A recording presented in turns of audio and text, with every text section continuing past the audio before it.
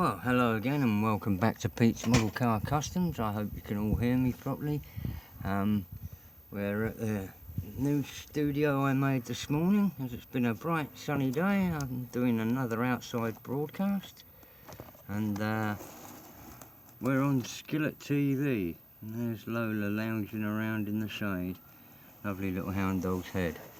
Yes, I've converted my Skillet into a camera mount, so I can slide around a bit more and hopefully get into better positions and stuff. Well, I can here.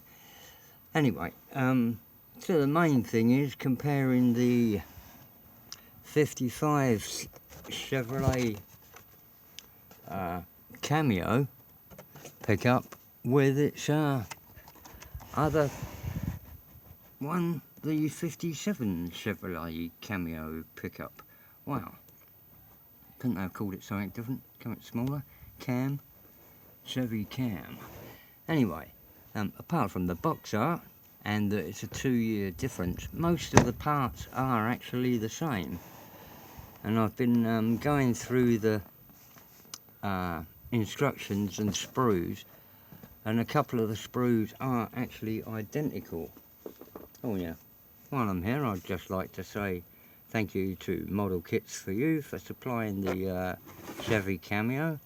I bought quite a few kits off of them, and they're a good supplier on all those things. If you can make anything out of the that, might be handy.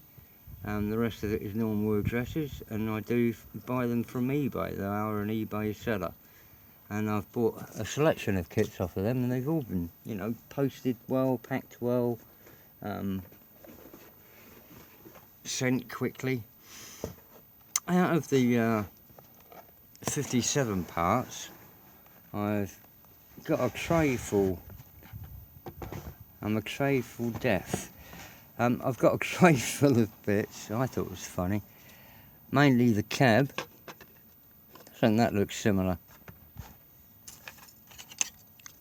The rear pickup bed outers. I'm not going to call them fenders, because they aren't really fenders. Are they? They're a whole panel. The glass I've just cut free from its sprues, so as we can see what that looks like. In the model I got 3 Firestone tyres, but I paid only £17 for it as a solder scene kit. It did as a bonus. Well, I don't know whether it's a bonus or whether they originally came, but I got 2 sets of decals, which is quite nice. Cameo twice. A Nevada Cameo. That's out there with Mad Dog Merv.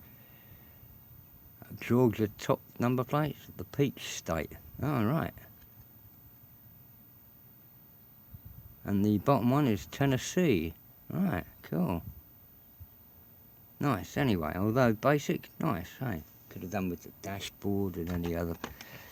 One of the things I did notice with the side panel parts, to the rear fenders,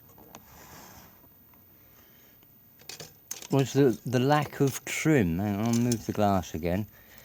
The 57 has got a decidedly more amount of, if I do that with that, a much nicer trim package, shall we say, than the 55 had.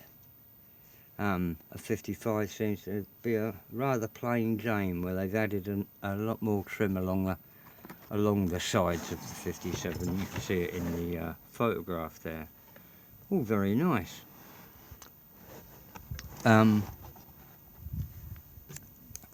The bonnet hood has some minor variations. The hood scallops like a sort of like the 57 Bel Air has, but a style of its own. And the fit on there looks quite good. Let's move this out of the way a second.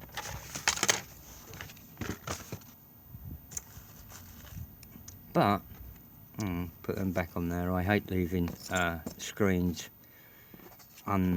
unguarded. and I'm moving everything else about a minute. Right, so there we are again. Do these windscreens fit? Now on my 55, I'm sure you all know I spent a lot of time building up all this front area and the lip up under there to accommodate this screen. Now it really wasn't so much that the screen was too small, it's that the hole in the cab is too big.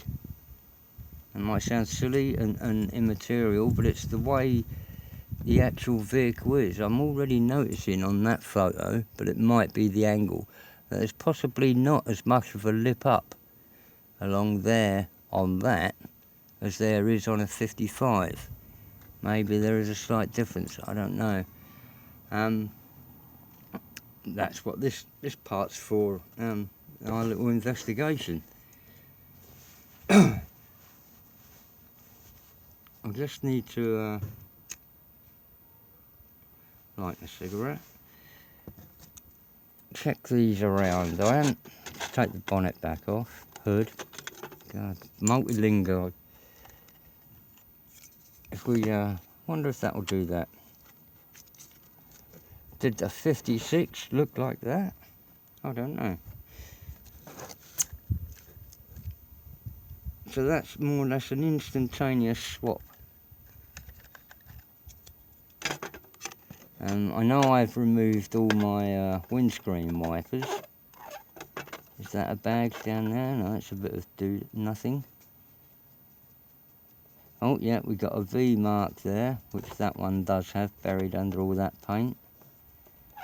There's just a very lightly embossed V on there, which helps locate it's in the wrong place. On the 55 body, there's a V down there and a bag's along here. On the 57, as we can see from that art, there is no V down there, but there is a little bit of a blemish left from where there was on the 55. The V looks as though it's behind there on the door even. And I can't feel one. So it looks like you're still left with a blemish of the V under there. I don't know which way round they were originally produced. Someone with scale mates might be able to tell us. Maybe Roland down in South Africa at Model Kit Beginner. Yeah, I'm sure he's called Danny. Anyway, Roland, if you're watching. Obviously it's got moulded in door handles and the grills are all filled, and they are on the front of the chrome, I believe. Let's grab the chrome sprue. Still bagged, which is nice, isn't it? Even if a kit's not brand new. Yeah, cool. Blimey. It's still going to give me some filing exercise, because it is still a moulded in grille. Rather atrocious looking. Although the panels are defined nicely, it is seriously blocked in for what is open. If we bring that in there, hopefully it won't. Actually looks kind of kinky, all chromed. Floating, leave the centre chrome. Yeah, so like I say, that's another one to open up and whiz a bit of mesh behind. It is nice looking chrome. Like I say, I just have took this out of the bag. All the bumpers and overriders at the top look the same as the 55, but there's some other ones here. Maybe these ones by my little finger are 55, and this added sprue is 57. I did notice some change in numbers, but they were on the engine block. I think the engine block for one of them, and I'll check in a minute which way round it was, has been changed to an upgraded engine block, but only the two halves, not the inlet manifold or the exhaust or anything else. All the ancillaries are the same, it's just the block halves themselves. I'm using using the hoods to hold the. Does that fit? Still didn't get round to. Does that fit? So let's have a go. There's the rear one. I'll move it, sorry, out of screen just for a second to get it close to me.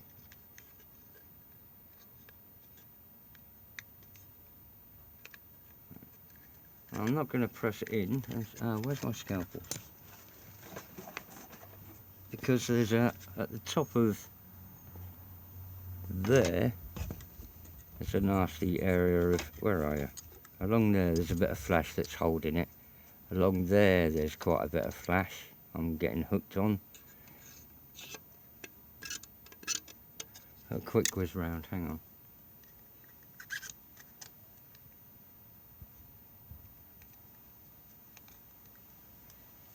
It's a better fit than the 55 one was, I can tell that immediately, even without clean up. I know I do have to clean up the hole to get it in. As he actually said to the bishop. And as you can see, there's a bit of a blemish there at the bottom that still needs a bit of a file, so we're only doing this. If it gets hard pressed, I'll have to stop because I haven't got a file out here. But oh, that's what we've got. If I get that little blemish, could have helped actually. There's a little bit of a gap along the bottom, but it is nowhere near. It's a much better side fit. There's a bit of sand in, there's a little bit of a gap there.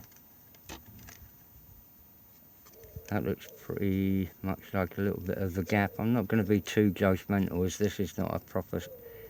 Once that's sanded there, that will fit in a bit better and square it up a little bit more. I think we'll have a good fit with the back one. Whizzing round to the front. Nearly knocked it off the bench. This does have quite prominent mark along the top where it was attached to the sprue, and a couple more at the bottom, so I'll just clean those up a little bit more. Nasty bit of flash around one corner, but it is only a bit of flash. Trevor.